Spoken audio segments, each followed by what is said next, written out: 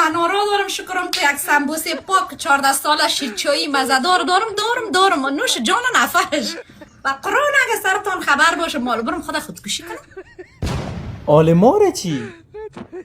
این ملت چی؟ این مردم چی که هر چیز داری چی ضرور بود کالت بایی که کل مردم شریکش کنی. حالا نوش جان صاحب بعد پدرم صاحبشان نالت بعد پدرم تام نالت. چه رقم وضعیت است؟